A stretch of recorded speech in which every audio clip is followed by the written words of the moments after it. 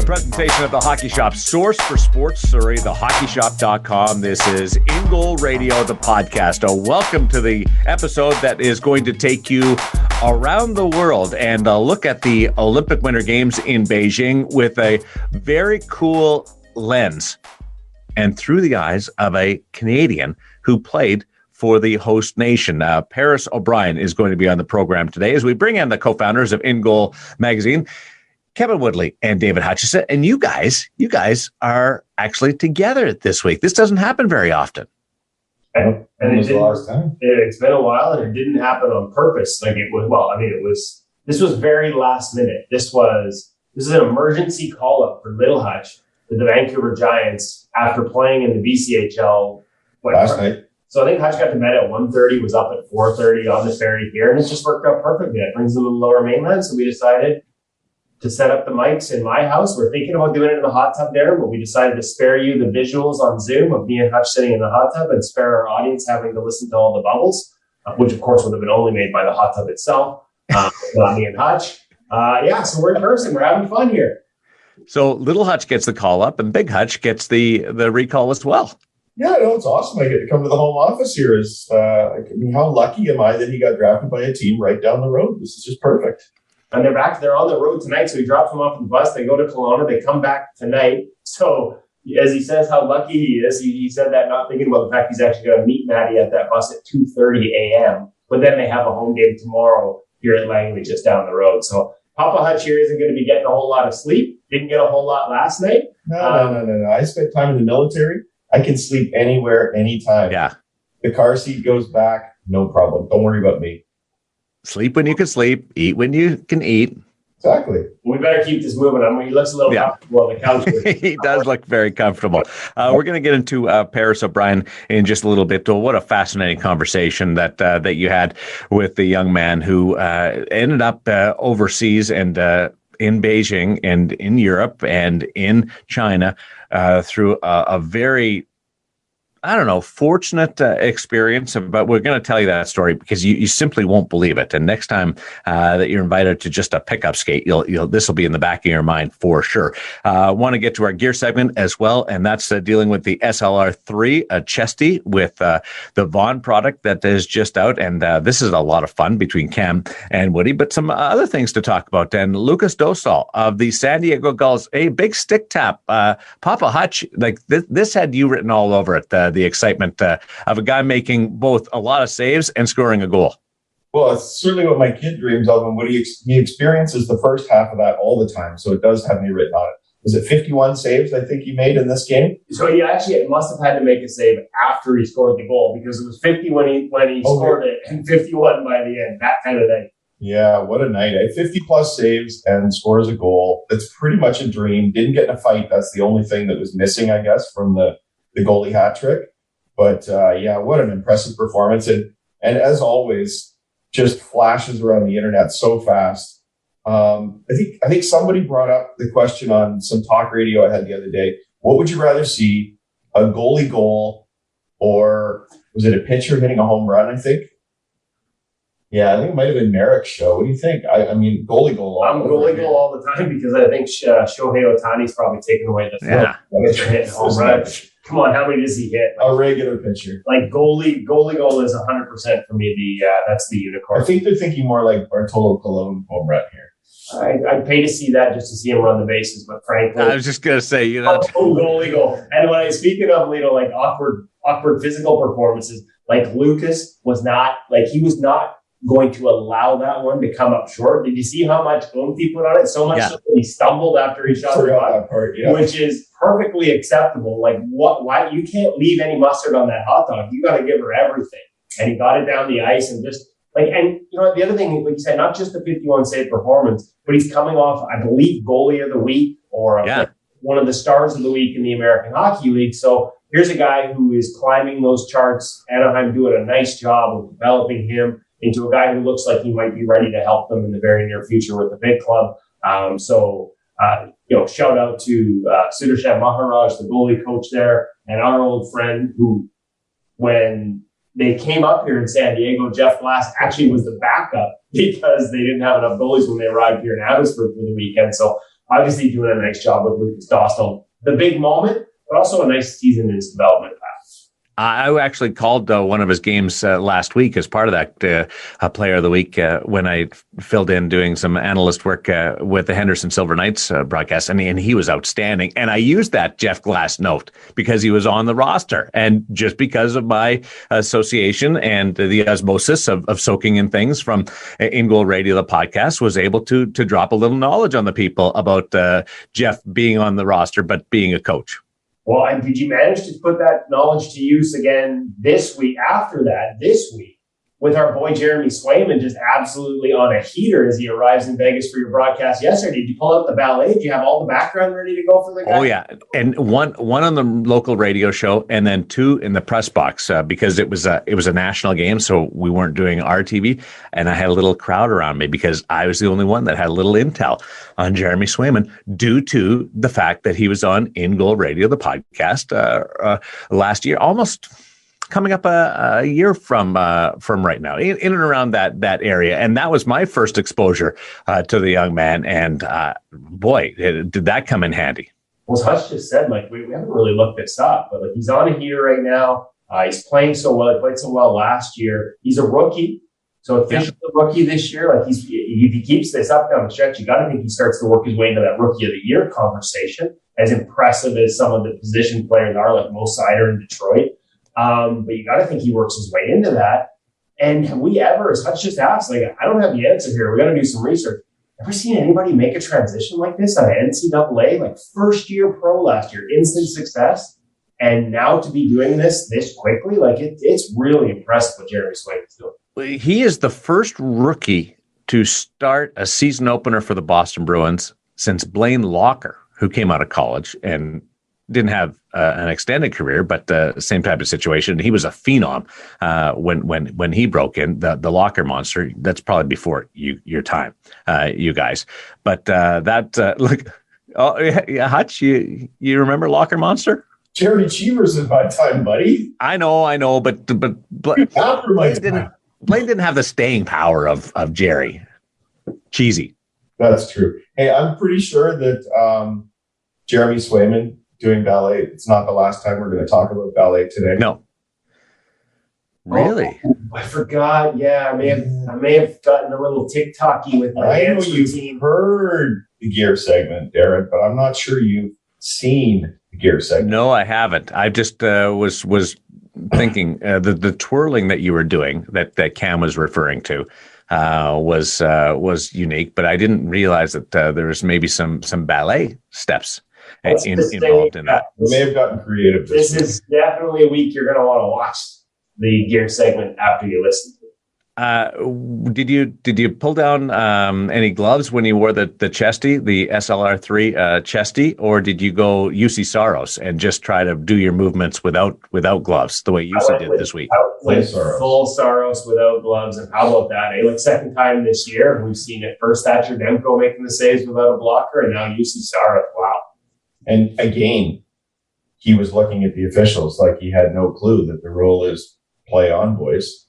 He clearly couldn't believe, but then made the save anyway. So kudos. He wasn't quite as animated as Thatcher was about I need a whistle. He wasn't waving his hand around. But so one part of me wondered if it's like that part of your brain kicks in. And it's like, hey, like they got to stop the play here. But there's probably maybe another part of him that's going, I don't know, because I saw this once this year. Yeah. The InGoal Radio podcast talked about it. If he'd listened, he would know. He must.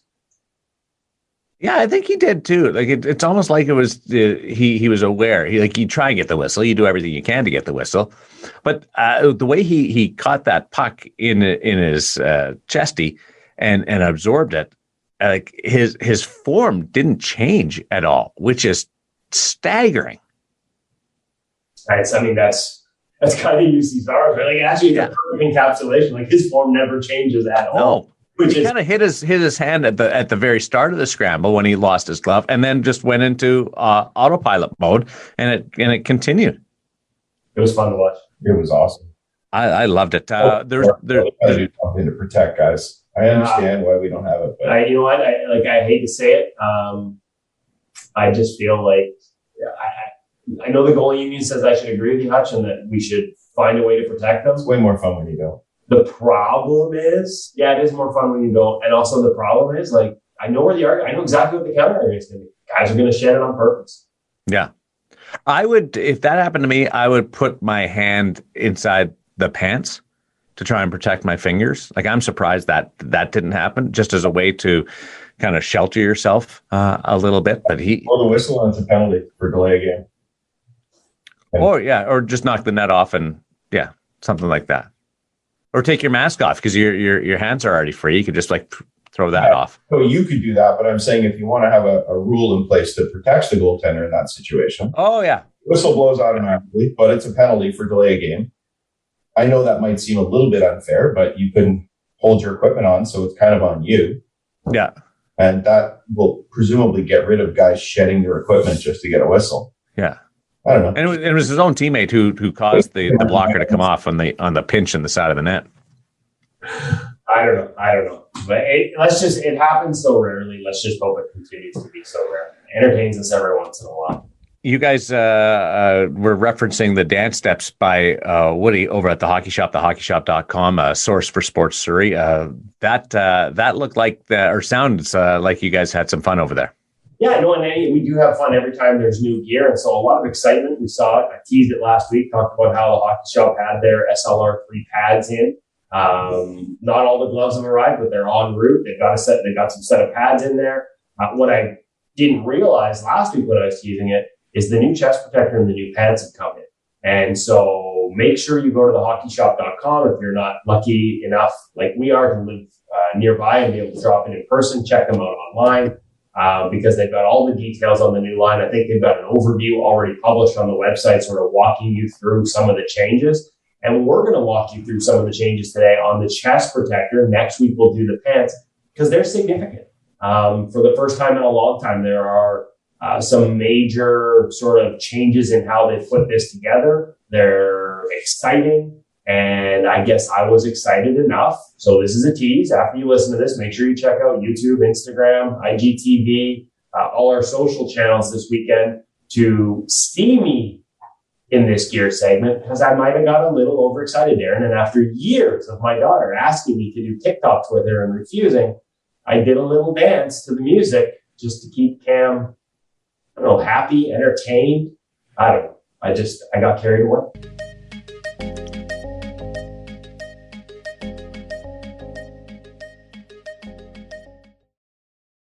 Welcome back to the Hockey Shop, source for sports, and another episode of Kevin Plays Dress Up.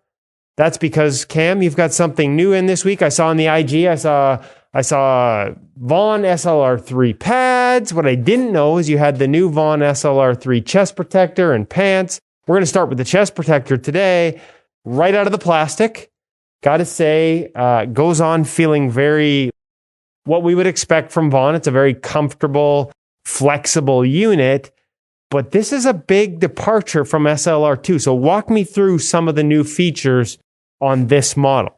Yeah, quite a bit to cover here. That very much different chest than, in years past, even starting with just the overall shape and profile of it. A bit less, shoulder heavy, which was like some of the previous SLR Epic fit that was kind of carried over. Here, they've redone the shoulder floaters a bit more, tapered off of the actual shoulder caps, tapered the further shoulder cap to make sure you have some double integration in terms of protection so you don't have those gaps, and added quite a few adjustability features. So covering a little bit of a basic overview, now to go in a bit more deeper dive. Looking at the shoulder floaters first, continuing first with their suspender buttons that they've added to the top of the floaters themselves. So you can put your suspenders through those buttons. Careful, because what I've also discovered is it's a nice place to put your microphone. I know you get that nice clip sound, hopefully. Sound really good. There you go, exactly. So that's for those that you like to run suspenders, just a spot to sort of keep them in place, a nice little feature. Correct. And as Kevin pointed out, that the shoulder floaters themselves are a little bit higher and further stacked up. I did feel a little bit like when I first put it on, it's relaxed a little bit, but I felt a little bit like is this going to affect, especially with a mask on, is this going to affect my sort of range of mobility with my head? So when I said the word adjustability as a feature, so number one, their pads underneath to help puff up those shoulders if that's what you're looking for in terms of a presence. But also, if Kevin spins around for me, Oh, I'm like Vanna White. New adjustability features in terms of for the shoulder floater. So if you are looking for it to be a little bit tighter up against, or I can even set it off to the side and offset it a little bit more, turn around. You can really see the difference now in terms of the actual puffed up nature of the chest. So if you're looking for, again, a bit more of a tapered, shouldered fit, you're again worried about, backing out of the driveway, that sort of thing, looking behind the net as those plays come across. Do not back out of the driveway wearing a chest protector. Highly recommend you put it on once you get to the rink. Sometimes you're running a little bit late. You got to be ready, right? To each their own. So, again, having that bit of a different style of fit. So after covering the shoulder floaters, one of my more favorite options that Vaughn has included is actually an adjustable arm feature, which we'll show kind of here after. You're able to actually pin up the arms with just these snap buttons here. So before we would used to have to be able to actually sew the arm physically or custom order the chest to have that separate body sizing versus arms, for example. It's a great way to get that adjustability feature in and really dial in the chest to your personal fit. Still more to cover. They've kept their similar style of arms and arm floaters themselves, so still very familiar if you've had those previous SLR series or even Epic, depending on how far back you are in the line, or Vision for even that matter. Turn to the side for me, Kevin. Which side would you like me to go to, Ken? Stage right. So if we look at the actual back adjustment features of the chest, Vaughn's included a bit of a different harness this year just to create a bit more of that wraparound fit. Kevin opens up his arms a little bit. You can really see, how the rib protection has extended all the way back along the side. This has been a bit of a clear point of Vaughn on some points where the rib protection was lacking a little bit. This has fully addressed that, trying to get that full wraparound protection, stop those side rib shots. You got lots of extra padding all the way wrapping around you. A great feature. If you keep twirling, I love this whole twirling feature here. Keep on going, keep on going. Stop. Simple adjustable magnet clip that we actually found on their SLR2 control strap before. Snap buckles in. Then they've also got a piece of Velcro on the back to help seal it off, and as well, a hard 8 carbon piece on top of it to make sure that you don't get it, busted by any shots. So you can stop twirling now. Oh, I was really getting good at that. I thought we were making a TikTok video. I know. Last thing to cover, how it now integrates with the pants. Excellent, cool feature and design. So this chest can be worn untucked, half tucked, or full tucked. So it covers quite a lot of bases there. Hold on. Okay. What the hell's a half tuck? A half tuck. I know what a tuck and an untuck is. Give me a half tuck explanation. Ooh. Sides out, belly pad still in. Does it connect? Oh, it connects. So now we can see, you asked what that half tuck looks like. This is that half tuck. Ta-da! Integrated well with the SLR3 pant. Yes, they are supposed to go hand in hand to a bit of a degree. Doesn't mean you can't wear this chest with any other pant. However, the way the SLR3 pant is designed with a bit of a higher upper waist this year definitely integrates well. We'll cover that in a later video. Because this chest is a little bit of a shorter unit. Correct. And that's kind of what it was designed to be. But however, the integration, where are we talking about? Are we looping this thing in or what? You absolutely can tie yourself in. My personal recommendation, again, would still be suspenders up and over top to help kind of secure that unit fully down. Again, we see it set up in that half tuck version that we see here. We can fully tuck that chest protector in nice and easy, but this is a nice cool feature of this chest and definitely worth calling out. There's our half tuck. Integrated half tuck. Oh, more ballerina. If you want to learn more about this chest, you can give me a call, 604-589-8299 or 1-800-567-7790. You don't have to dance around in it.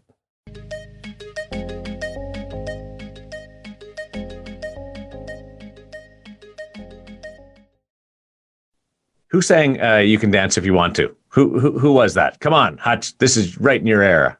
Men Without Hats. Thank you very much. That's also what we known as Men Without Music. That was a great pull because I didn't let you know that was coming. Well done, Woody. The dance is perfect. And when you say that you're like Vanna, you're more like the letters. Like Vanna didn't twirl around; the letters twirled around. I did some twirling, yes. And I gotta say, impressed. Like I said, I was impressed with the new product, the new chest protector. So make sure you check it out at thehockeyshop.com. If you got any questions on Cam, we will do the pants next week because as you saw in that end TikTok video, like tucked, untucked, half tucked. Okay, that's where I want to go. Yeah. Who's ever heard of half tuck? Okay, can I just say, for this entire time that I've worked with you guys, there's been like almost once an episode where something comes up and I'll have to go, okay, can you explain that? I've never heard of that. Or can you just fill me in a little background on this? When Cam mentioned half tuck, I was, what is that? I've never heard that. So thank you, Woody, for asking that, because I had no idea what half tuck is. Well, so like that Vaughn chest protector, and again, it'll tie into how the pants are done, because they made some upgrades there as well that we really like, including some pro spec features on the pants that weren't stock. They had to be custom ordered in the past from Vaughn, and most pros ordered it. I think all of them ordered it, and so now they're available in the stock SLR3. But that the chest basically has, instead of one sort of one piece belly area, it's kind of divided in, like it's segmented a little bit, and so you can take that middle piece and tuck it in and have sort of the sides sort of around your rib cage outside of the pant and tie the middle piece into the pant. So there's a connection there. It's not going to pop out. It's not going to get loose in the game. It's actually connected.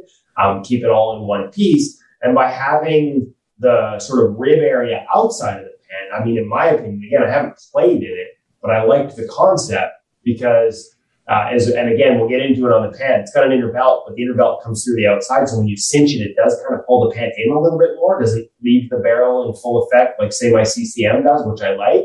Well, you can sort of accommodate for that loss of waist coverage. Got plenty of waist coverage naturally, but that loss of sort of outer coverage around the waist by having that rib area sort of sit outside. So it just gives you a bit of a bigger profile around the belly. And as goalies, we may be the only ones in the world that actually want that. So it's love handles. Basically, yeah. Yeah. Again, something else I have quite naturally, but I like to augment them when I'm playing goal. So it should be I'm talking beer league. Beer league, yeah. So there's a slit that goes between the front of the chesty and then the sides, and the sides just kind of flip out over. Another reason to watch the video for all the visual folks. I edit the audio of these things before I see the video, and I had no clue what half tuck was. Yeah. So I actually watched the video, and it's we've kind of explained it now, but make sure you go watch the video. This is why we do the simulcast. Make sure you go check out that video, folks. YouTube, InGoal Media, IGTV on our Instagram channel. We'll link it off Twitter. Make sure you check it out on the episode page at InGoalMag.com as well. My buddy D, who takes part in some summer skates here in the Las Vegas Valley, he wears the Vaughn, and he got hit hard in the ribs last summer, and that was immediately when you guys were talking about the added beefed up protection along the sides. I was absolutely thinking of him first and foremost. So that's great news. Well, I will say this: like Vaughn is I like, you hear me talk about it, you'll see it in the video. Like, just put it on. It feels like sort of like you're putting on a puffy hoodie. Like, there's a lot of mobility there. But in the past, that mobility came at the expense of protection a little bit. Like, that was the reputation. Like, if you were playing in a Vaughn chest protector, you were a guy that sort of accepted bruises were part of the position, right? I remember even Henrik Lundqvist coming in. We talked about this the time I helped sort of swap him into a newer model because his arms were like black and blue when he came in to play the Canucks. That's always sort of been the stigma. And frankly, there's a reason. That's been the stereotype. It's been reality. They are adding that protection, but not really it doesn't feel stiff. It doesn't feel blocky. The arms, Cam used to order, like the hockey shop used to have a Vaughn spec that they always ordered called Pro Beef in the arms, which were more protective arms. They don't do it anymore. You can still order it, but one of the reasons they stopped doing it is Vaughn themselves beefed up the arms to the degree where they didn't feel like they had to, for every goalie of a certain level, have the Pro Beef option. You feel it's still an arm you're going to feel more pucks in compared to some other brands. Yeah, probably, but not to the degree it used to be. So you can still get that Pro Beef and custom and talk to Cam at the hockey shop for all your custom needs, because Vaughn is still a company that does a lot of it. But you don't necessarily, if you're soft like me and you don't think bruises should be part of the job description, you don't necessarily need to add that Pro Beef to survive. I just want to tell you guys, the gear segment is my favorite. I love our feature interviews and I get so much out of them, but the gear segment is just fascinates me every week, the way you guys break it down. And this is another example of that. Well done. Really neat. And I can't wait for Aidan Shaw to go over and be able to check out the Vaughn SLR3 line at the hockey shop. Remember the email that we got last week, and we can report some success here. Yeah, very good effort by Aiden, first and foremost. But Darren, for picking up on Aiden's effort, sending us that note to get his dad to take him to the hockey shop in person while he's in town for his sister tournament nearby. Sounds like it was a successful mission. So good on you for initiating it, and good on you, Darren, for leading the charge on the show last week. It sounds like we've had some success, and we're going to get that in-person visit when he's in town for his sister's tournament. Hey, did you notice the email from our buddy Paul Locker in the States, who said, I love the gear segment this week. I would like to be the first U.S. beer leaguer to purchase the official InGoal magazine podcast stickered version of the Twig Protector, complete with the Kevin Woodley autograph. As a fellow shuffleboard shooter, I'll never stress the shaft of my stick while shooting, but Woodley's autograph would make the package complete. We're definitely going to have to make that arrangement. I think Totally. Paul. We just use the InGoal stickers, because remember we talked about the Twig Saver, I think it's called. Yeah. We talked about the Twig Saver, about how good that could be, not just for beer leaguers, but for parents who are tired of shelling out $300 and having a break in practice, especially. You do have to tape it on. So I think we've got some InGoal stickers that would just kind of perfectly decorating the Twig Saver. They could actually be used to wrap the Twig Saver and provide that seal to the shaft of the stick. There we go. And something I didn't mention last week, or didn't know last week when you guys were talking about it, but the Twig Saver, it comes in multiple colors. So you can actually match it to whatever kind of handle that you're using, and it helps it blend in a little bit more, because I was on the Hockey Shop website this week and ordered some padded undergarments, underwear, and undergarments sounds very risque, but some padded underwear this week, and was looking at the Stick Saver. Nice. Yes, there's multiple colors, so you can match it. You can be matchy-matchy. It's okay to be matchy-matchy. I like a little style. We gotta have style. Nothing says matchy like Hutch. Like me, I'm like the last one. He's the matchy guy over there. I'm matchy guy. I got my team logo on my pads right now, so I'm definitely matchy. Ooh, aren't you fancy? You're a tryhard. Guys on my team. Hey, guys on my team. I got guys on my team. We got home and away and matching socks, and there's some guys that are so anti-matchy that they refuse to wear the socks that match the color of the jersey up top. So they're always opposite world. We have some fun. I like those guys. Check it out, the Hockey Shop, thehockeysshop.com, source for sports Surrey. And Papa, Corey Shaw, Aiden's dad, thank you. And looking forward to make sure you send us a complete note on how everything goes over there, and enjoy the visit. I'm jealous because I've never been able to get out to the Hockey Shop. Done a lot of shopping, but never been able to get out there. So let me know how it goes. We're definitely taking Darren next trip out. Now that the pandemic, hopefully as it winds down and we get another Tendy Fest in the near future, we'll definitely make the visit. I got to say, folks, we do hear a lot from Cam and his staff and the crew at the Hockey Shop when you are emailing them about online orders, when you're calling them with questions, because you've heard it on the InGoal Radio podcast. I love it when you let them know that. So don't hesitate. They've heard it a lot over the past couple of years. Please don't hesitate to let them know that this is where you first discovered the Hockey Shop and thehockeysshop.com. We love our partnership with them. They've been great partners, but it's always nice to get that reminder that you heard about them here first. Now, our feature interview presented by Sensorina VR, and we are going overseas via the Lower Mainland in BC. And Sensorina VR are really doing some great things right now. And I go back to the idea that you get when you put on the VR headset, you get a mix of trying to read situations to full on players coming at you and scoring in a rink like you're at your local facility, and they're doing drills on you. So there's a real combination of different skill sets. And it's a perfect tie-in to our featured guest, Paris O'Brien, today, because one of the things you're going to hear him talk about in this interview is the work he's done with his Finnish coaches over in Finland about reading the games and reading players and reading different elements and how important that is. I didn't ask him about this. I realized how short-sighted this was. I forgot to ask, but I know he is a Sensorina user because he posted about it heading into the Olympics, about using that as a tool. And it ties in perfectly because guess what? We're celebrating 5 years of Sensorina as a company and some exciting growth over the past year. And they decided that they would like to celebrate. They're giving away 5 headsets a day, new customers. They got contests. There's discounts on right now. Some of the, I believe it's a free Oculus headset with all annual orders right now, Hutch. Like, yeah, I think it's safe. I mean, for Canadian folks, it of course depends on the dollar, but I think you're looking at about an $830 savings if you sign up now as an annual customer. They haven't had deals like this very often, and it's just a fantastic celebration. But it's only $5 a day, so get yourself on there. Don't forget IGM50. Put that code in at checkout, and you'll save another $50 on top of that as well. And just an incredible opportunity to get in Sense Arena, and something I think everybody needs to do. Now, and so that's 5 headsets a day. When you order new, the headsets are complimentary. As Hutch said, lots of value right through March 13th, folks. But as we've seen in the past, sometimes those headsets go fast because it is such a great value. I believe you're also getting the controllers, the sleeves, and the holders, and the sleeves. Everything you need comes with an annual contract right now, basically. Yeah, everything with an annual contract and right through March 13th. So that offer is open through March 13th. I think them to celebrate their 5 years. And I looked at some of the numbers, like over 1 million drills and like some really exciting things. And, like when you see guys like, at the NHL level and guys like Paris O'Brien using this tool to get better, it just goes to show you it works for us beer leaguers, but it works for elite goaltenders as well.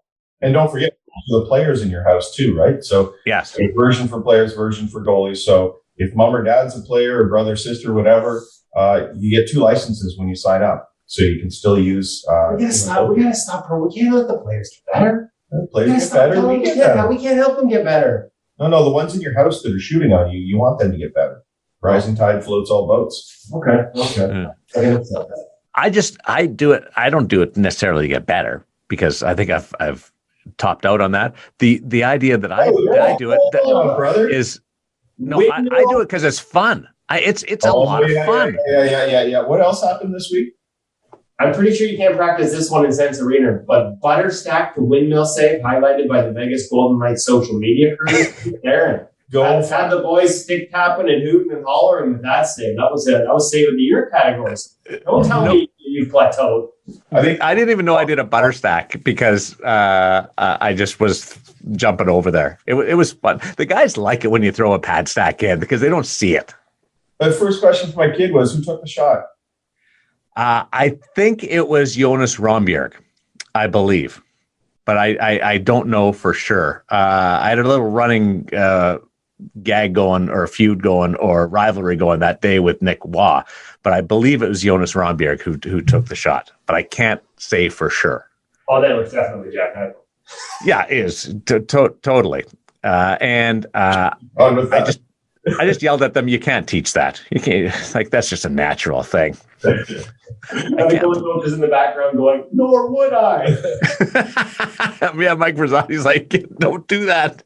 Oh, Mike can do it. Mike would do it. He might not get up after it, but he can do it. You know who gets a kick out of that stuff, like the toe up and the different pad stacks is Laurent Brossoit, because he's usually the guy at the other end. Because whenever I do those skates, it's because Robin Leonard takes the pregame skate off, and if he's starting, he doesn't skate at that. So Brossoit laughs and chuckles, and he gets he just thinks it's a hoot because he's so technical and so dialed in and perfect that he never really has to do those kinds of things. Awesome. Maybe this is for net 360 we can get LB to bust out a Darren Millard for us. We'll just ask him. We'll name you and we'll see what he does. That was fun. That was a lot of fun to go over there. But again, it's mainly because I was out of position and sliding over. Nothing like Paris O'Brien though. Like a 50-year-old guy doing a butter stack is different. Paris O'Brien is totally unique. He's our Sense Arena VR feature interview this week. And it's a fun one. And I don't want to give too much away, but as you said there, this story starts with an invitation to a skate that wasn't necessarily at the time intended, or there wasn't an awareness where this could even possibly lead. And so anytime you get invited out to skate, maybe my Thursday shinny invitations probably aren't going to lead to the Olympics. Oh, yeah, the Scouties are in the stands all the time. I got a few guys that play against me that thinks that Scouts out there, that's for sure. But it's a great story. And as you listen to it and you think about these timelines, remember he's just 21 years old right now. So, I stress it quite a bit in the interview. This whole process started while he was just in grade 11. And Paris being in the Olympics, and what a great opportunity. He talks about what that means to him and what that means to his family. But this is a path that he started way back, coming out of grade 11, like 2017, 2018. So 4 years ago, 5 years ago. And it requires a fair amount of bravery on his part, frankly, to basically just pick it up and basically go across the world. And you hear about all the different places that it takes him to. So, again, I don't want to give too much away, but you've listened this far, make sure you keep listening, because it features Mike Keenan as well. So there's a great story here on how Paris O'Brien went from grade 11 in Delta Academy down the road here to center stage against Canada at the Beijing Olympics. Paris O'Brien, the feature interview brought to you by Sensorina VR, an Olympic conversation with Kevin Woodley.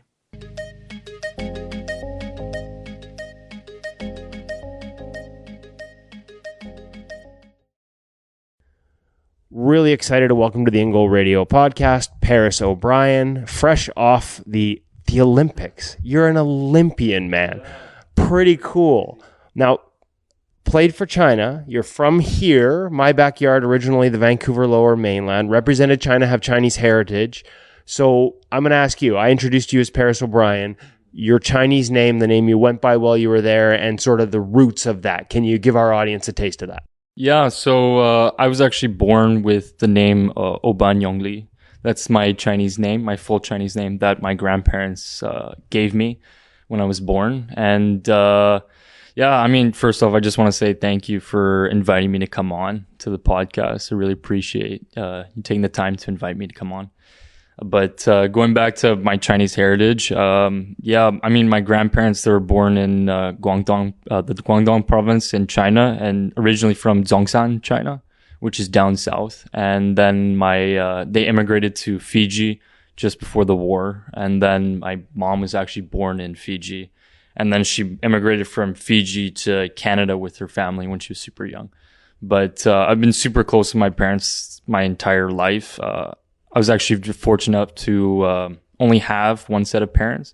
So I only met my Chinese grandparents on my mom's side. But I've been super close to them. We always had family dinners and whatnot at my grandparents' house all the time. I got to ask, is there a meaning behind your Chinese name? Like my wife's, for example, is Ji Fun, and she's told me like what it means. And is there a significance there? Well, from my understanding, Oban is just, it's a translation from my English last name, O'Brien. And then, Yongli, it means, I believe it means, like good luck or good fortune, like this, something like that, in Chinese. Okay. So you probably feel like you've had some good fortune to play for the Olympics for sure. But also some hard work. So I want to go through the path that led you to there. Mm-hmm. But first, I just want to talk about the experience first. Like, what does it mean to you? What did it mean to you, given that heritage, given that background was a part of your upbringing as well through your grandparents? Right. What did it mean to you to be an Olympian representing China on the world's biggest stage for hockey? Well, I mean, it means the world to me to have the opportunity to represent the host nation, as well as having the opportunity of being able to represent both my grandparents and, the host nation and just my Chinese heritage overall. I mean, before heading into the Olympics, I've talked about this, of having the opportunity with my grandparents, and they were super supportive of me. Unfortunately, my grandfather passed away just before the start of this past season, so he wasn't able to watch it firsthand. But sorry to hear that. But you had an emotional post on Instagram talking about that. Yeah. Felt like he was there with you. Oh, 100%. He was always there with me. I actually had his initials put on the back of my helmet. So now it's kind of like a token for me to represent him in a sense, and to remember him by. But I remember heading into, the Olympics, I was really thinking about, my gonggong and my papa, and what it means to me being able to have this opportunity of coming here. And I'm not just representing just myself and my family, I'm also representing all Chinese people, and even half Chinese people, heritage people in the world, and it means a lot to me to have that opportunity of being able to do this. Again, I want to get into the background and how you got to there, but the moment itself, like walking out in part of the opening ceremonies, I'm assuming, from there, like just to be a part of that. Like, I think it's one of those things we all would like to envision what it would be like to be on the ice in the NHL and looking up at 20,000 people. Yeah. I've covered an Olympics, so I have a taste of what it's like looking down. It's like it's even a bigger spectacle than, say, the National Hockey League. What's it like to be the one in the middle of that? Yeah, I mean, there's no words that can really describe the feeling. I remember in the opening ceremony when they called China being the last country at the opening ceremony, and just hearing the crowd roar, China, and cheer for us. And then I actually had like chills down my back. And it's like, I was completely speechless at that moment, just being there in that moment. And it made me realize like, you're actually an Olympian now. It's pretty crazy. It's kind of one of those moments you have to pinch yourself because it doesn't really feel real. It's so surreal, the moment, when you're in it. But, I tried to enjoy it, the whole process, being there in every moment that I could. Now, what about the chance to play against Canada? Yeah. Sort of the other part of your background and a country that I think we, as a Canadian, we take a lot of pride in. Yeah. At least I do. And sure. I think most Canadians do because, we're multicultural, because we have people from so many different backgrounds here that, I mean, honestly, I don't think about it half the time. It's just a part of who we are. Yeah.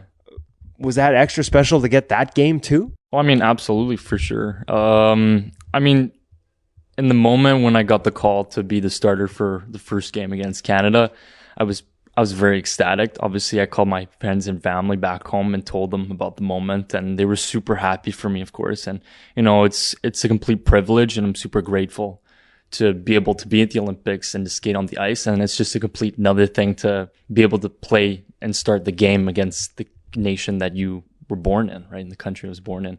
So, and especially playing against Canada, they're great team, Claude Julien and the guys over there, super professional and very, meticulous with what they do. Yeah, I mean, I enjoyed it every moment being there, and it was super fun to experience that.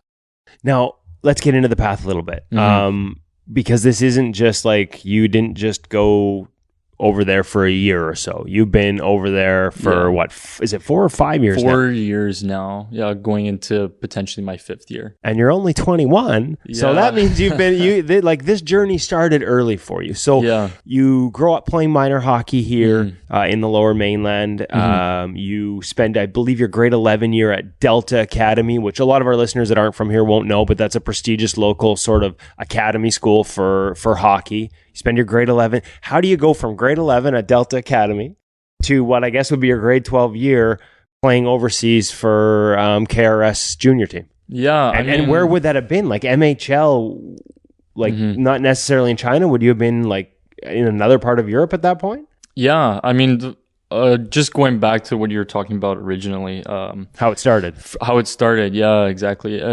It was kind of crazy to think that what happened, what kind of unfolded.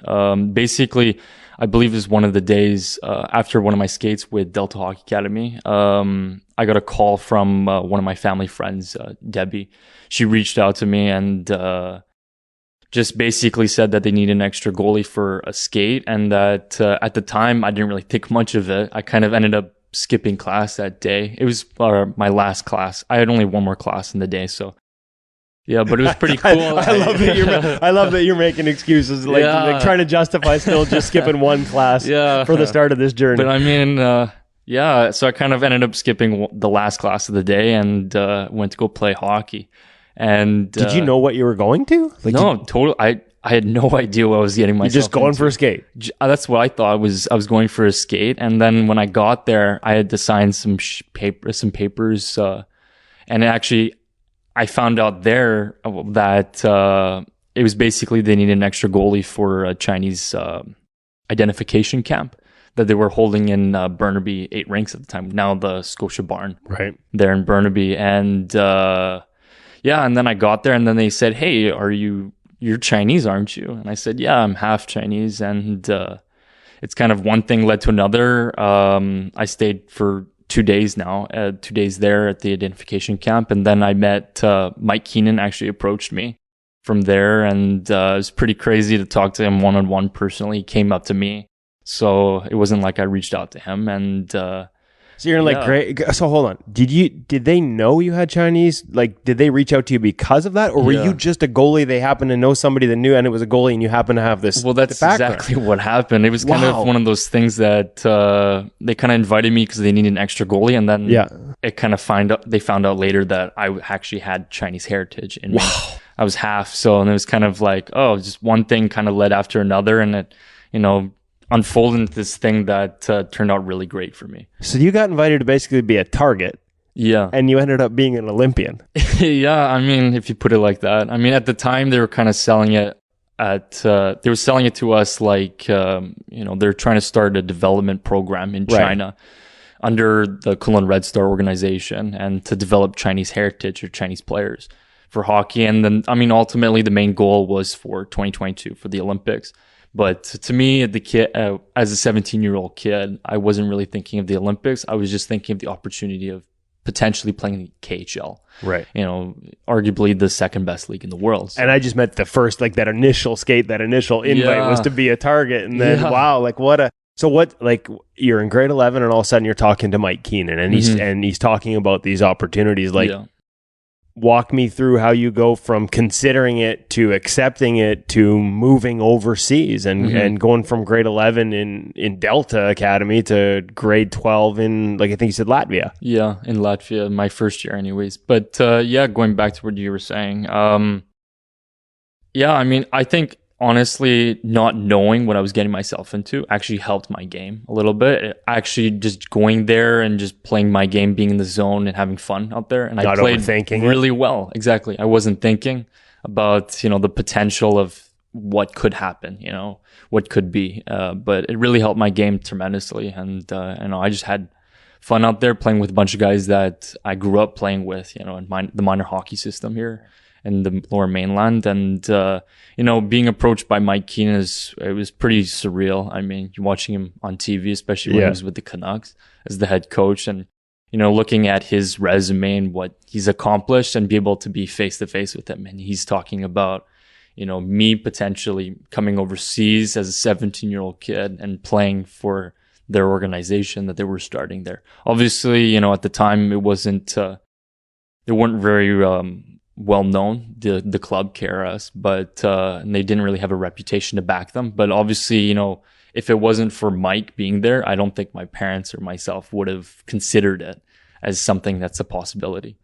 Yeah, but I mean, after I talked to Mike, they invited me during the summer to come to Finland to do training camp there, and I spent about a week or two in Finland, and then I got my parents' approval, and obviously I signed the contract, and then the rest is history after that. And then my first year MHL, which is basically for the people that don't know, it's it's Russian Major Junior League in Russia. So I played 2 years in the MHL. My first year was in Latvia and playing in the Russian league. And then my second year were based out of Harbin, China, which is northern China. But we still traveled by plane to go to Russia to play games. And you also spent some time. You were up in the VHL that second year, and then VHL in your third year. Just for our listeners, because I think I have an idea, but just for our listeners, that we talked about MHL sort of being the major junior. What's VHL level below KHL? Would it be like an AHL equivalent? How would you equate that? I mean, from my understanding, is the VHL it's the farm team to the KHL, so it would be the equivalent to AHL. There's a bunch of players that are ex-AHL players or ex-ECHL players that have played, that are now playing in the VHL, and it's a great league. I mean, it's very high-skilled league, and I was fortunate enough my second year MHL to get called up halfway through the season, and I ended up playing 2 games in the VHL there, and just to gain some a little bit of experience. And then had a tremendous year in the VHL, and then the following year I was actually supposed to be in the KHL, but obviously COVID hit, so unfortunately, and considering my age and everything that was happening, my family and myself included, we thought it'd be best to take the year off, and so I ended up training that year in back home and just practice and continue to train with my goalie coach, Pascal Villana and Brendan Metz, part of EG, and Lyndon Sammartino. And and then this past season, I got the call to be part of the KHL team. And then it kind of hit at that moment that we're getting closer to the Olympics, obviously. Yeah. And so you go to Kunlun and play for, and where were they? And my apologies for not knowing this, because everything has changed so much. I have trouble with the timelines. I even missed the fact that you took the year off. But where was the Kunlun team based out of this year, and how did that sort of start to transition into preparations for the Olympics for you? Well, obviously there was a lot of things to consider this year. COVID mainly, how it hit. So this year we're based out of Mytishi. It's in Moscow. It's the suburbs of Moscow, and it was actually easier for us to play in Moscow, as it's the hub for the KHL. So there's a lot of teams there, and travel, it wasn't as far. Obviously we charter plane, so the farthest we would have to go would be Sibir in Novosibirsk, which is about a 4-hour flight. Direct. So, but everything else is about a 2-hour, hour and a half flight. So nice central location. Yeah, exactly. And easier, you couldn't, it would be too tough to be based out of China, just given the travel restrictions that are surrounding the country right now. That totally makes sense. Yeah.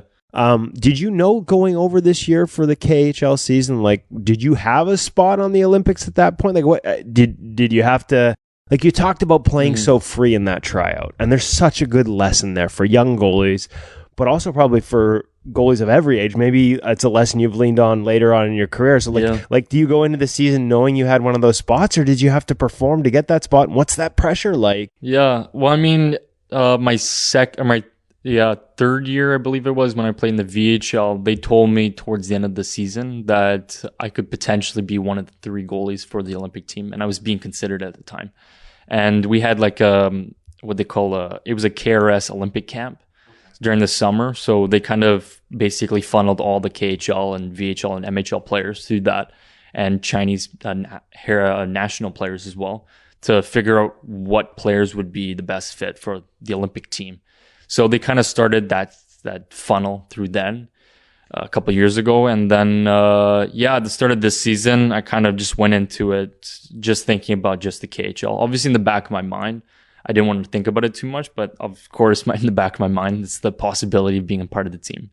And then halfway through the season, they told me that I've been selected for the national team to represent the Chinese men's national team in the Olympics. So it was pretty cool. What's that phone call like, to call your parents and to call your papa and share that information? Or did you have to keep it secret at all? Or I mean, I told family. Yeah, just family at the time. I was only allowed to tell. But, I mean, it was a lot of emotions, a lot of happy emotions that went into those phone calls and telling them that I made the roster.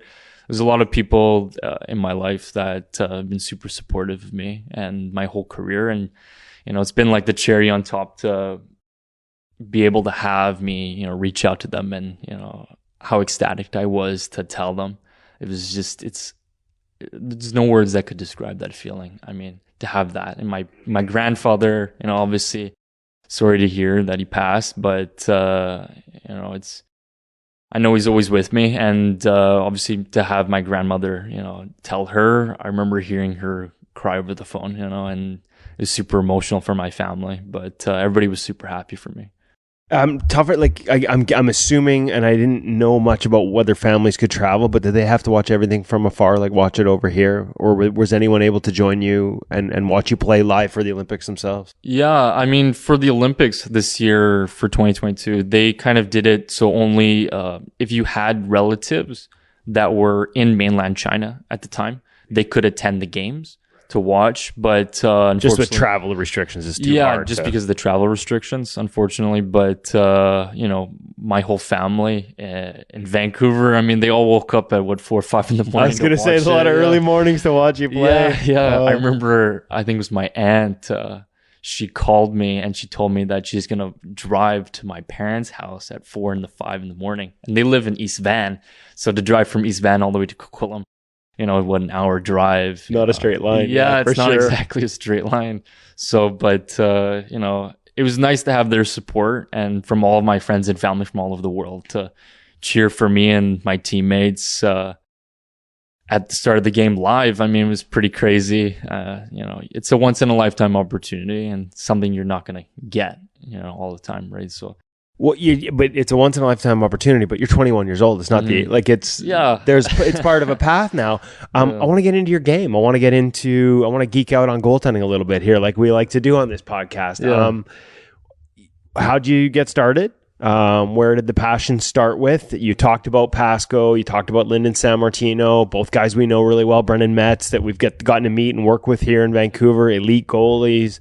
I know Lyndon does a lot of work with LB, Lauren Brossoit in the summers now.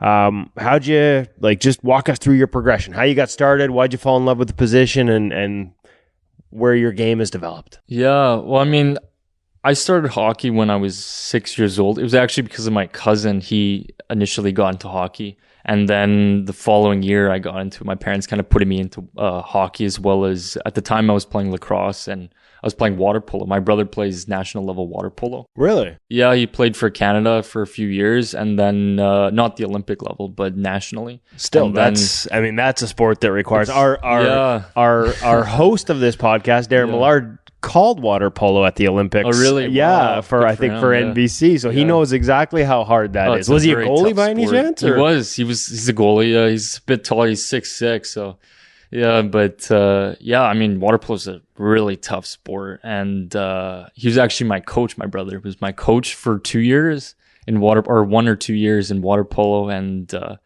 at the time, I believe it was at 15 years old, I had to make the decision whether to stick with hockey or to water polo. So, and I just fell in love with hockey. I mean, growing up, I was always a better backwards skater than forwards. And I always loved to stop pucks in that sense.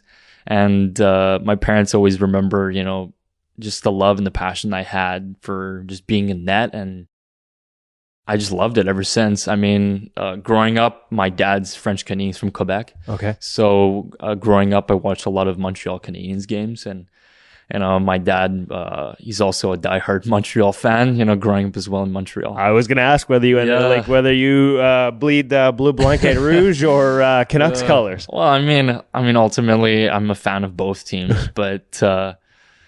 Yeah, I mean, I love the Canucks as well as Montreal. I'm a fan for both and both clubs. Who was your guy growing up? And when did you talk about skating backwards, but when did goaltending become your thing? And was there a guy that you emulated, or that we all do it, whether it's street hockey or on the ice, that guy that we just want to be? Mm-hmm. I think it was about when I was 7 or 8 years old. I just fell in love with playing goal.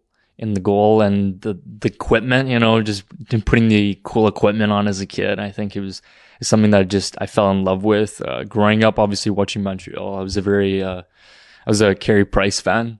I still am. Not a bad one to emulate. Yeah, exactly. And I was kind of emulating his style. I think even now I kind of emulate in some ways the patience and how calm he is, as well as, how quick and ferocious he can be. Other goalies I looked up to growing up were obviously Luongo. And as well as Carter Hart recently got into his kind of style, very similar to Price, and Braden Holtby, as well as those kinds of guys that I kind of emulated my game after. How patient I am in the net and calm, as well as the style, obviously stand up mixed with butterfly, right? A little more nervous. Yeah. I'm envisioning a narrower stance. Yeah, exactly. Yeah. That's kind of what I've kind of emulated, anyways, over the years. Love it. So where do you start getting coaching? This is a question that we talk to every, because you're only 21. You probably got a lot younger than we talk to guys like Roberto, and it's later on, or talk to other guys, and we talk to guys that weren't in the NHL not that long ago, and they didn't have a goalie coach till they got to the pro league. But where did it start for you?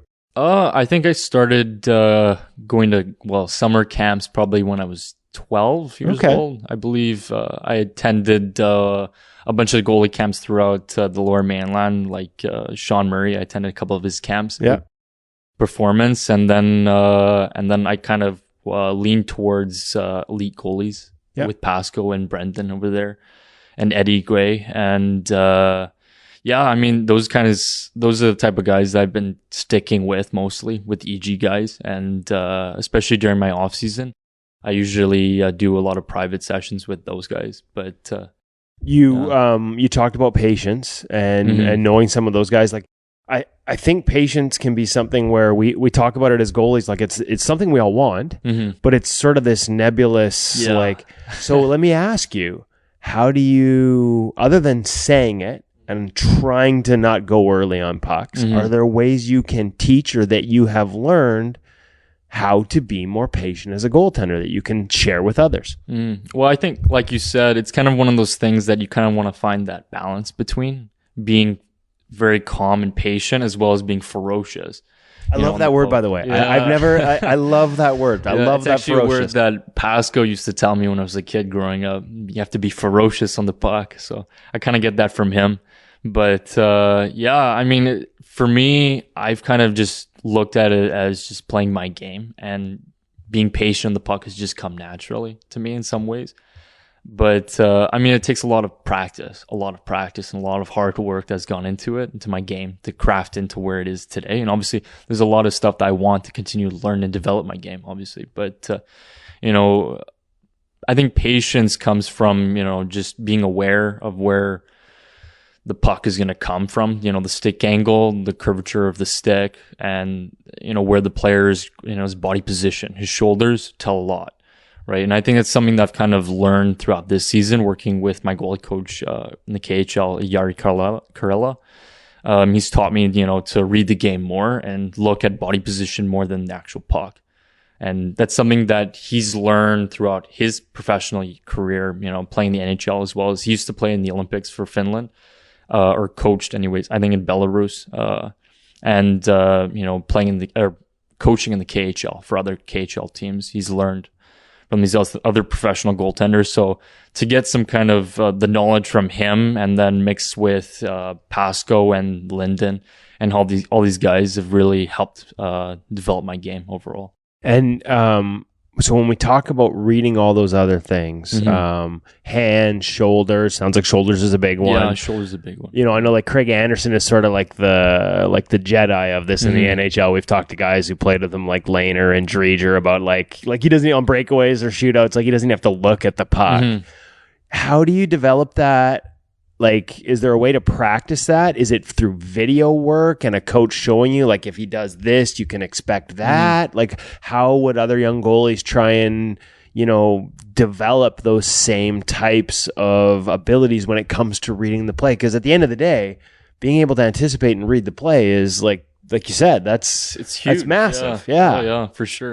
Oh, it's 100% practice. Oh, yeah, for sure. I mean, a lot of practice. It also has to do with the goalie coach doing film. You can do it on your own. You're watching game film or practice film. Is video's a big part? That's, I guess, what I was trying to ask. Is video a big part of it, too? It's a big part of it. I mean, well, for me anyways, personally, I felt this season, because we film all of our practices and all the games. So you're not just looking in game situations. You're looking in practice for cues. Well. Yeah, exactly. Nice. I love for cues and watching yourself play during practice, as well as just being in the moment and experiencing it, all the shots, different angles, different drills, obviously, where the positioning of the player is in their shoulder position. It really helps overall. Any cues you can share with us in terms of shoulder position? Because maybe I'm digging a little too much. I don't want to give away any state secrets, but I'm fascinated by that one. Like, what kind of things are you looking for? Like a guy dips a shoulder, it's a shot as simple as that, or yeah, it's.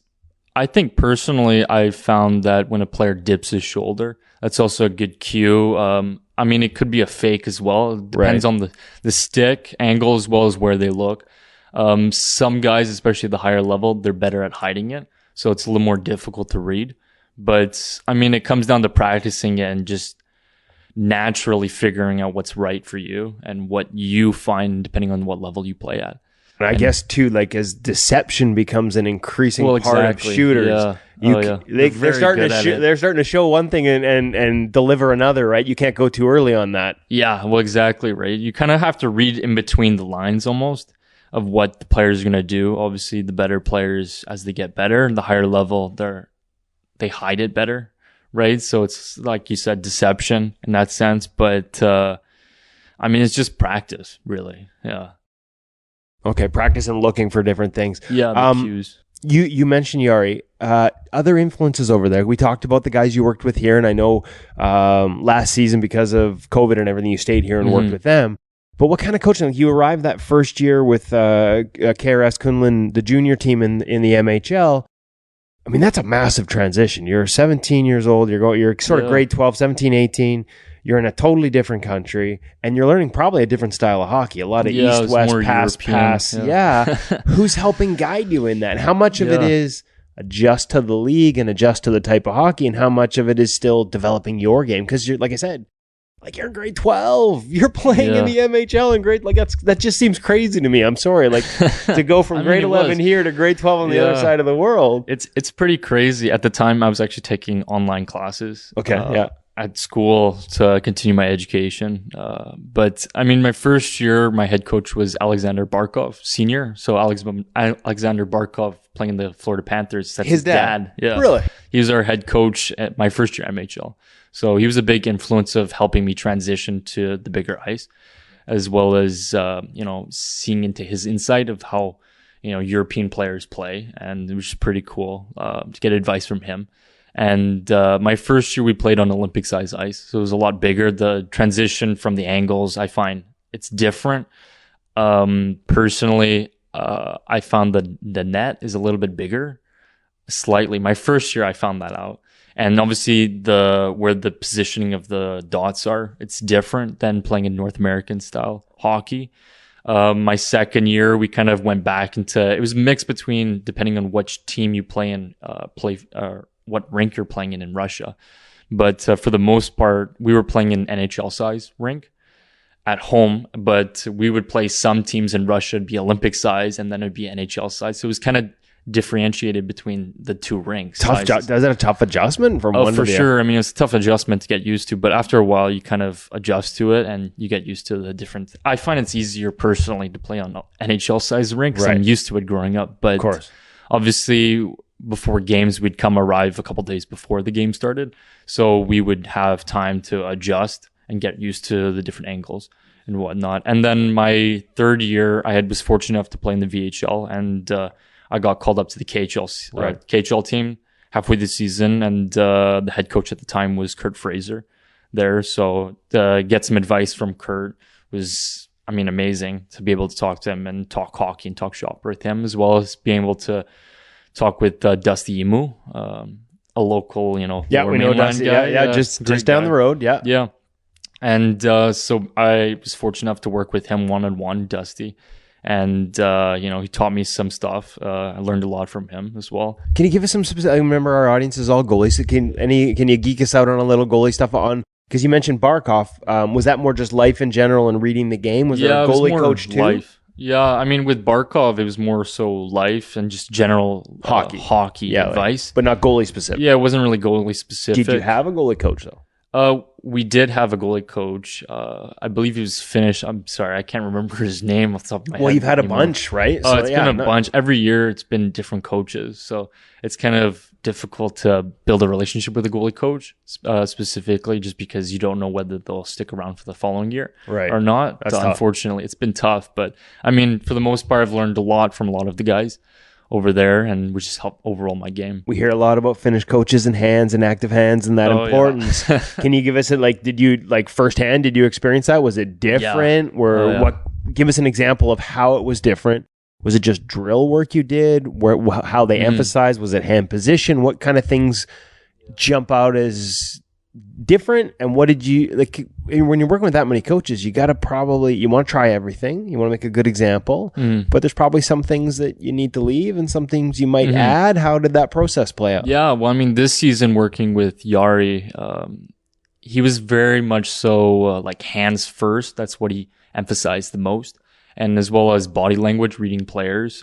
Besides that, he was more what you could call Finnish style, and what he told me anyways, which is more upright and straight almost body to be bigger in the net. Obviously with European size rink, as well as the skill and how fast the game is nowadays, it's to help stop the puck as best as you can, you would have to be big as possible, right, to cover the net.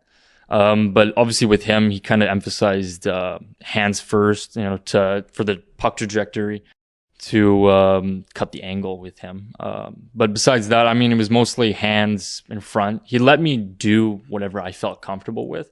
Obviously, he would teach me what he thinks would be best for my game. And I used it and put it in my toolbox, and whether I wanted to use it or not, that was up to me and depending on the situation, right? But we both had the same, philosophy that, I mean, every situation is different going into a game. So don't really know what to expect, but you want to go in with, the best tools that you can, and to go into each game knowing that you're well prepared for it. What were there any things that you changed? I mean, the position's constantly evolving, right? It's constantly evolving. Any specifics that, like, in the last couple of years that you've added or changed? You talked a little bit about stance and sort of emulating like guys like Carter and Holt's a little narrower. Anything else that's kind of evolved along that you see on the international stage? Because in addition to playing over there, you're watching like all these different goalies that have had success, some that are used to be in the NHL, some that might be headed, some that are headed to the Olympics. Like, is there guys are you trying to soak it all up, or anybody you take anything away from watching when you were over there? I mean, there was a lot of guys that I watched, either when I was on the bench or on the ice, playing the KHL or even in the Olympics. We watched their style of play. And I found that a lot of the goalies, obviously with the position evolving so fast and so much, I've learned that, all these goalies have very similar style in the sense that, with narrower stance. Obviously, not all goalies are the same, but what I noticed in the KHL levels, especially in Russia, the Russian goaltenders, and they all play similar to North American style, but more aggressive with it. Just so positionally, so more tactically than technically? Yeah. Well, I mean, obviously it depends on the situation as well. Right. But tactically, I found that they're more aggressive on the puck, so they'll come out a little bit further. With Yari, the big thing that he really wanted to emphasize with me as well was playing deeper in my net, what he called home. So it'd be like half crease would be the furthest I played out, maybe even 3/4 crease. But just because of how fast the puck comes at you, right? But as well, if you're out further, it's just more distance to travel. Yeah, exactly, right. And it also depends on like if a puck would be going from like east to west, right? If you stay in the middle, then you have less time to travel instead of doing a T-push across, right? Across the net. Every foot you're out on the you side is an extra 2 feet you got to recover back to recover across. Yeah. So just minor things like that to adjust to. But overall, I mean, my game hasn't. I mean, obviously it's evolved a lot since I started, right, hockey. But from this year to the past year, there's not a whole lot. It's just minor adjustments. From the VHL level to the KHL level, besides obviously the speed level, right? The speed and, the way that how smart the players are and being able to read, the game. The style of play, like we've heard it from guys that went over during lockouts and stuff. So that's a while back, but like the pass, dust it off. Good look. No, pass again. Like how much, like when you talk about patience, we've also had guys that go over there and come back and say, as long as you adjust to that expectation and you have the right mindset, you can really learn patience over there. And for sure. It can really apply if you come back because you have to beat everything on your feet over there. You can't be sliding around because they'll just pass it again. Yeah. Well, I mean, for a lot of the teams, especially in the KHL, all the what we call the older teams, like Neftemek, Severstal, VDS, they all play kind of the Russian style of hockey, like old-fashioned Russian style, which is a lot of passing. But all the some other teams, they play NHL style, so it's a little more systems-based, a little more less direct, passing, more direct. Yeah, but I mean, it just depends on which team you're playing against. Obviously, patience comes, super important throughout all the teams you play against, but in the KHL, but it's a big factor. But I mean, like you said, we have to learn from all the games, right? And that, you kind of learn as you go in the sense. Yeah. Okay. Jeremy Smith would have been a teammate of yours this year. Yeah, and obviously at the Olympics. Yeah. What'd you learn from him? I mean, there's a guy that, I know Dusty worked with him for a full year over there with the KHL club. Yeah. He's a guy that, drafted in the NHL and had some experiences over here. Anything you took away from him that was different? Like he's a guy that, is a little, he's been doing it longer and has a little more experience. Were there lessons that came from him? Yeah. I mean, I mean, first of all, he's a super nice guy, down to earth. Had a couple conversations with him, or small talk anyways. But yeah, I mean, for the most part, it was just trying to learn from him, more so just watching him play and how he practices and how patient he is on pucks, or he can be. And, you know, the one thing I learned from him is reading plays and how to read plays, and getting advice in some sense from just watching him. But yeah, he's a great guy overall. Also wanted to give you a chance to talk about gear. You talked about gear being something that lured you to the game. Yeah. Saw you in Bauer gear over there. Is that like that where you've been for a while? Like where are you in the gear thing? Yeah, I mean, my previous seasons I wore CCM. I wore the E-Flexes for a good part of my career. And then I kind of transitioned to Bauer. A friend of mine, Mark Simon, I reached out to him, and I got in contact with Tim Pearson, Tanner Pearson's dad, and he's the executive for Bauer. He oversees Bauer Asia, and especially the China project, what they were doing. So I kind of reached out to him, and he ended up hooking me up with Bauer gear for my KHL season. So at the start of the year, through the hockey shop out in Surrey. Oh, we got it. Hold on. There's a hockey shop tie-in here. Our proud title sponsors of the InGoal Radio podcast. I never even thought to ask that. So you're a hockey shop.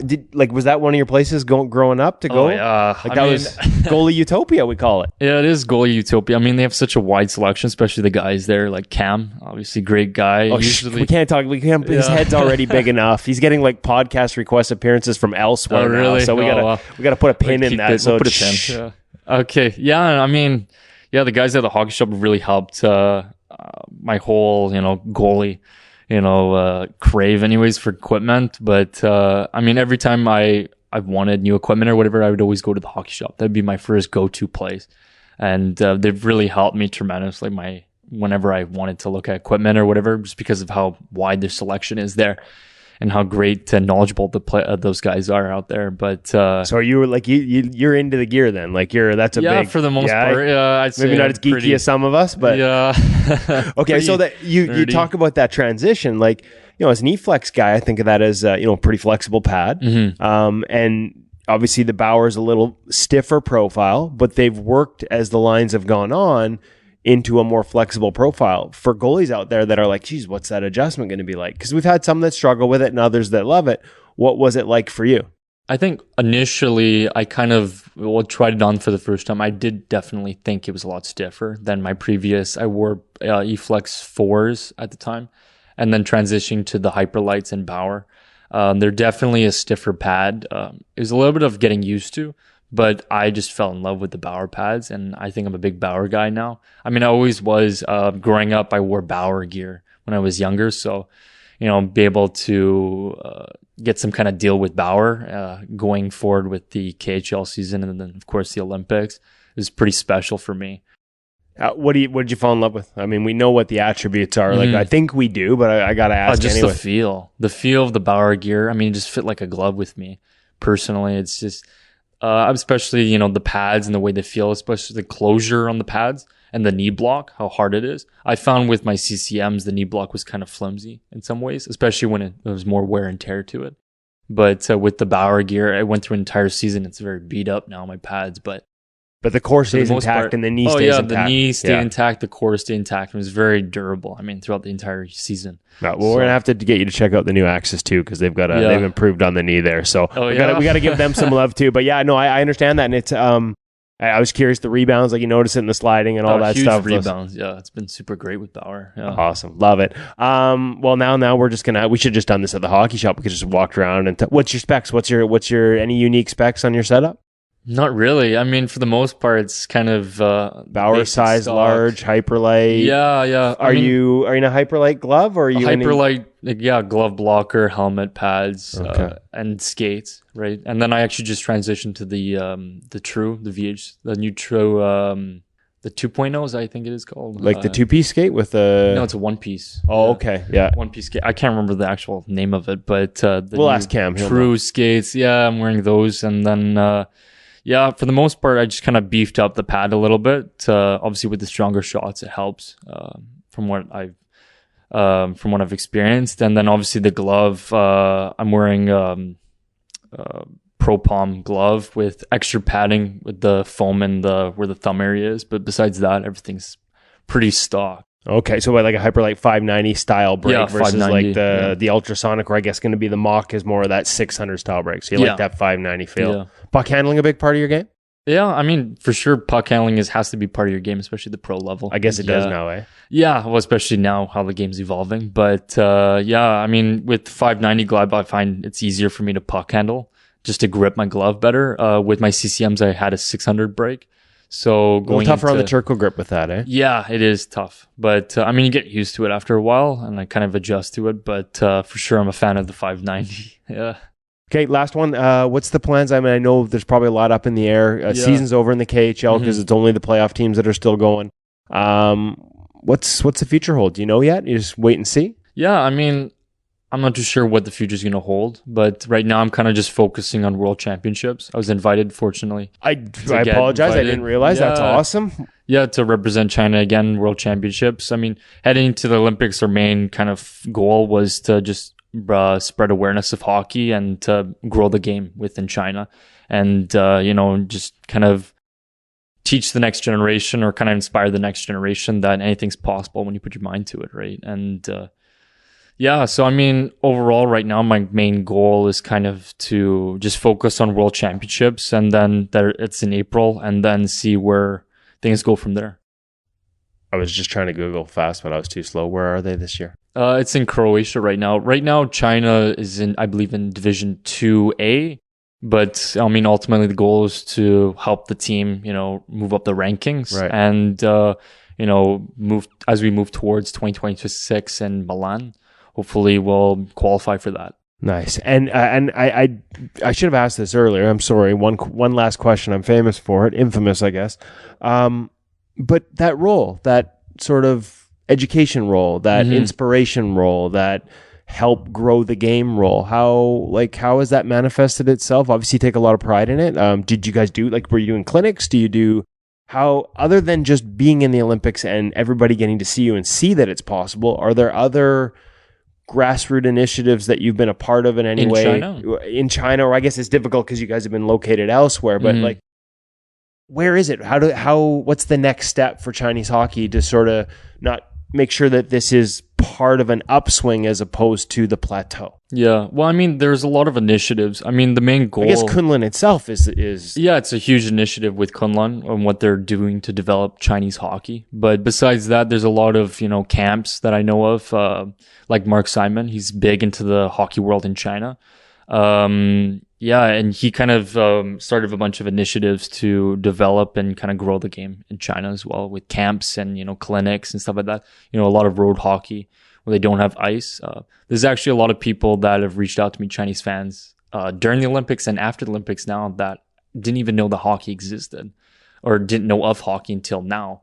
So it's pretty cool to think that we've kind of opened the eyes to a lot of people in China anyways, and to help grow the game in that sense. So just awareness off the bat, and then pretty much it's just awareness. I was fortunate enough as well, my first year MHL back in 2018, 2019, I believe it was, to go to my home city in China, Zhongshan. And we had, we went to one of the schools there, this English school, and we taught hockey there. So I was fortunate enough to be part of that with some of my teammates and, teach them about hockey at the time.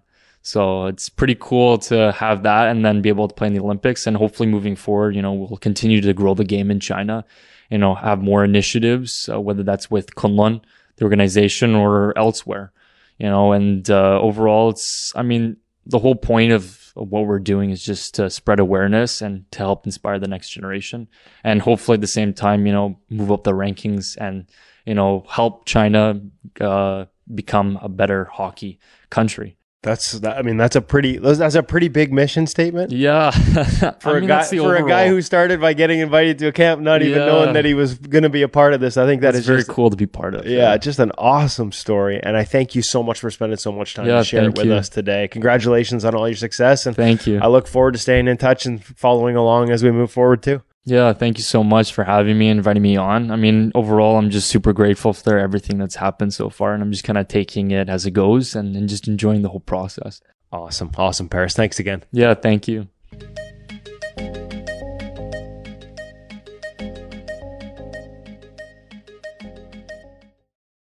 Like that's so cool. I fanboy over him because he lives the ultimate dream in playing in the Olympic Games and plays against Canada. And he loves InGoal Mag and InGoal Radio, the podcast, and the pro reads because it helps him get better. Well, that is what you call a mutually beneficial relationship. Yeah, and we've had this conversation now with a lot of different goalies about, the value of pro reads.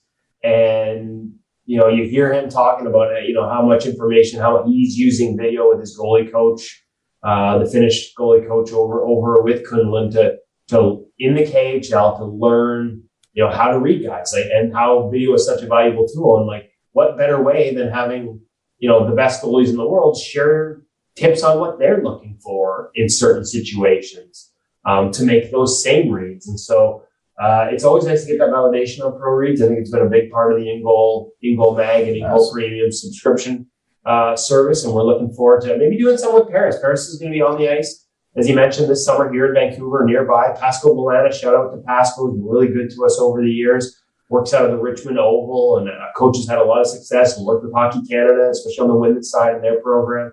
And so it'll be nice to get on the ice with those two, and maybe we can talk about, maybe we can do some video and have Paris sort of maybe, as he did for me afterwards, sort of show what he meant by when he talked about shoulders and shoulder positioning and what he's reading and what he's looking for.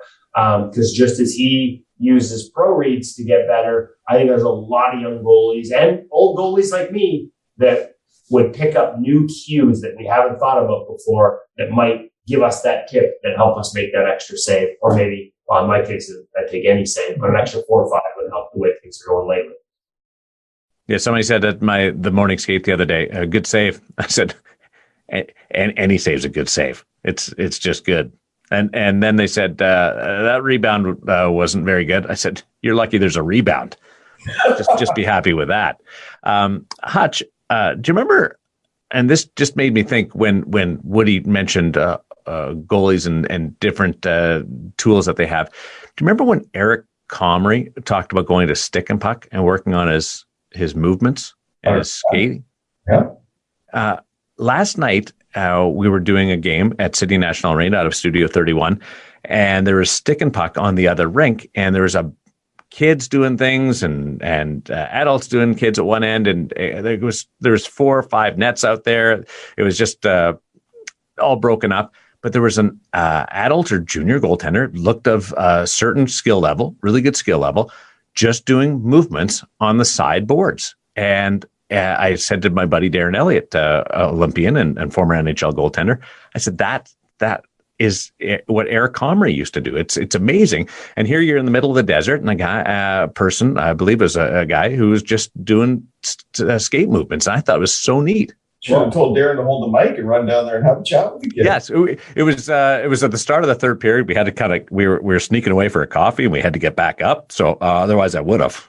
Well, and hey, not just Eric Conner. Remember, we had that conversation with Connor Hellebuck after about how he didn't have ice to prepare for an NAHL tryout that basically started this path for him. And so him and a buddy would go to stick and puck. There's no shame in it. I was thinking about it. We got to be careful from a liability perspective, but would they let you take Sense Arena out there? And I don't know. That's good. You could be working in your crease and actually making saves in there, sort of map out your crease, especially if you have a net, and actually make saves out there. Traffic cones out there to get everybody away from you. Yeah, you can slam into the kid beside you. Just like we slam into walls at home when we're trying Sense Arena. I was thinking, if this is my space, folks, because instead of breaking your hand, making a blocker save and knocking your coffee everywhere, like I did the first time I tried it on because I didn't listen to mapping out my area. Probably be a bad thing if I randomly punch some 5-year-old mother out for a skate with her. For sure. You'd have a little 5-year-old come up about 2 inches from your face and stare at this thing. Guaranteed. Boom. For sure. But I said to Darren Elliott, I said, you're not seeing that in Canada? I did. You did? Yeah. It was one of Eli Wilson's camps. We were about to go on the ice, and they had one of those little skating ponds that they put in some facilities, just for the little kids to learn to skate on. Yeah. And there was a midget goaltender in half year doing skating drills on his own. And so Love it. I stopped and had a word with him. And because I love what you're doing here. Tell me about it. So, great to see. That's awesome. So I just that triggered last night one of our conversations, and I forgot about the Connor Hellebuck side, but Eric Comrie was certainly part of it, and I would love to hear what Paris has to say about reading shoulders and head angle and different areas of the forward position beyond just the stick blade and the puck. I think it takes a special skill to be able to translate that thing for readers and listeners. Because, I mean, how many goaltenders actually even know what they're reading? Mm-hmm. And yet Kevin's able to pull that out of a lot of guys. You can see that's one of the things I like, probably more of the recent ones we've been doing. Some of these guys can sort of tell you what's happening, but Kevin knows what he's looking for, and he can really draw it out of these guys and is able to, through conversation, get that shared with everybody. I think it's just more realizing that sometimes you really have to press them and ask. Because, and we had this conversation after we stopped recording, me and Paris and I, about how a lot of it, like in real time, it becomes innate. You're not out there thinking and looking for these things, but you have to do the work to sort of build that instinctual level. You have to know what you're looking for at the beginning, and then eventually it becomes instinctual. So I think a lot of times when they go back and look over the film, unless you really, it becomes so unconscious to them that you really have to ask them there, like, hey, what are you looking for at this exact moment? Is there anything in his hands? Or now I'm going to start asking, like, I used to say, is there anything about his hands or his blade? And now I'm going to make sure I include shoulders in that. Shoulders, hands, blade, hips. Like, what are you seeing here? It's telling you this guy is shooting, not passing. And so part of that, I don't think I deserve credit for. It's just more, it's a willingness and over time learning, a willingness to ask and on what looks like a really simple play. And just, knowing that I have to now to ask, because otherwise some of these pro reads would be 25 seconds. I just knew he was shooting. Why? I can tell you my pro read with you would be, what are you reading here, Darren? And I'd say, the puck's halfway across and I got to try and get over there. That would be as simple as that. I'm not reading anything, but my heart rate monitor says I'm at 205 right now. The trainers just called me over saying you're in a danger zone. That's what you're doing. What's happening at the on the site right now? Well, we've got the pro reads, the latest one, and he's really good at this. And he's a guy that I had to ask who prod a little bit because so much of it is instinctual for him. His latest is up with Braden Holtby. Had a nice win the other night for the Dallas Stars against the Winnipeg Jets. Speaking of Eric Comrie. Oh, did he make a glove save on a tip? Yeah, and so Braden's a guy that is so cerebral. So we've got a bunch more. We spent a half an hour with him when Dallas was in town earlier this year. I think we've rolled out 3 so far. I think we've at least got another 4 or 5 that'll come from Braden. So just keep looking every week. There's a new pro reads up there, folks. We've got part 3 of the Thatcher Demko. I teased it last week. It's coming up. The desperation save and the keys in terms of how you position your legs. When you're sprawled out on the ice, there are certain things you can do to give yourself a chance to make those desperation saves. And Ian Clark and Thatcher Demko walk us through that in the third part of that series. We've got some exciting stuff coming up. It's not up yet on InGoalMag.com. But if you remember, folks, we had a great interview with Seamus Cottick from the Buffalo Sabres recently. He's shared some video of some drills right from basic skating and edge work all the way into shooters and execution and different save executions and movement patterns. With Ukko-Pekka Luukkonen, the young Sabres fast rising star. So we're going to have that ready to go pretty soon at InGoalMag.com. Look forward to rolling that out. And we'll just keep going with a bunch more drills and videos. Pete Fry, anything else that's up new this week? I was just going to mention the Pete Fry one. Seems to be getting a little bit more traction than average. Is one that came out this week on how to develop the belief system of a professional goaltender. And so much of what we do is based upon what we believe about ourselves. And if you don't have that confidence in yourself, that's my problem. Yeah, it could be exactly it. Yeah. And so anyway, he gets into that as he, has a new article each week. We're keeping him real busy over there in the Pete Fry office. And when he's not online with young goaltenders and professional goaltenders, he's trying to churn out a little bit of content to share with the InGoal magazine audience. And we really appreciate him doing that. Belief, confidence. Work on that. Start there, Woody. Let me know how it goes, and then I'll join you. I guess when you're muttering in the back of your head, God, do you suck? That probably isn't the best.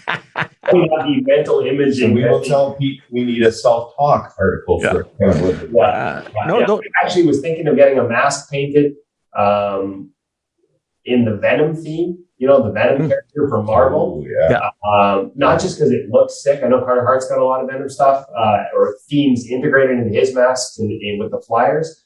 But it would look sick to have a Venom mask. But if you've ever watched the movie, the conversation between the character and the alien symbiote that's going on in his head, that's kind of how I picture your life. That's a conversation that I'm having in my own head while I'm playing goal, and that would be perfect because basically they insult each other the whole time, and so my brain tells my body it sucks a lot. So I thought the Venom mask would be perfect for me. If there's any sports psychologists out there listening, it sounds like Kevin Woodley could use a conversation.